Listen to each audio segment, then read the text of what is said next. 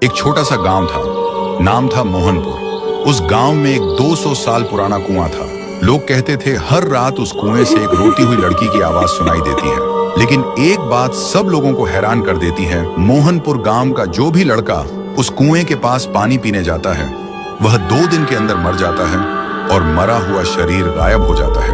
और एक दिन इसी गांव में एक शहर से अर्जुन नाम का लड़का आता है। अर्जुन वह छुट्टियों में अपने दादाजी से मिलने आए थे। एक दिन अर्जुन गांव के लोगों से सुना है कि वह कुआं बहुत डरावना है और कोई उसके पास नहीं जाता।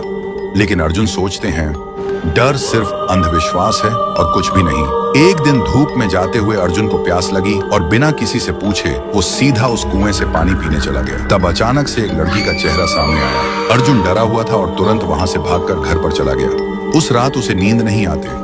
हर समय उसे लगता है कोई उसे देख रहा है और कोई बुला रहा है।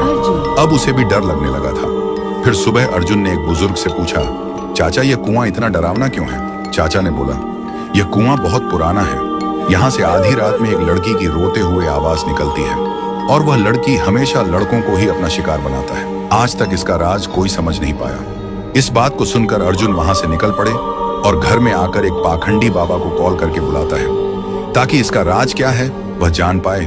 और आखिरी दिन पाखंडी बाबा आता है और गांव के सभी लोग इकट्ठा होता है। पाखंडी बाबा उस कुएं को देखकर कांपते हुए कहता है कि यह तो बहुत ही भयानक है। कुएं के अंदर जो भी है उसको पकड़ना मेरे बस के बाहर है। ऐसे बोलकर पाखंडी बाबा उस गांव से निकल पड़े। ऐसी स्थिति में गांव वाले का डर और भी बढ़ जाता है। अर्जुन के मन में सवाल उठते हैं कि उस दिन मैंने जो देखा क्या वह मेरा वहम था, और आज तांत्रिक ने क्या देखा जो डर के भाग गया। आखिरी दिन अर्जुन आधी रात में कुएं के पास एक पेड़ के पीछे छुप जाता है। अर्जुन देखा है कि कुएं के अंदर से एक अजीब सा रोने वाला लड़की का आवाज सुनाई देता है और तभी कुएं के अंदर से एक लड़की बाहर निकलती है। थोड़ी देर बाद एक लड़का गाड़ी लेकर गांव से गुजरता है।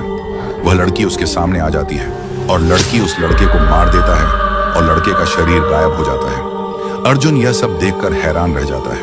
उसके दिमाग में एक ही सवाल घूमता है कि यह लड़की कौन है जो लड़के को ही अपना शिकार बनाते हैं, लड़कियों को क्यों नहीं? तो दोस्तों, अगर आपको जानना है कि उसे कुएं में वह लड़की कौन था और वह सिर्फ लड़कों को ही क्यों अपना शिकार बनाती है तो कमेंट करो, पार्ट 2 चाहिए।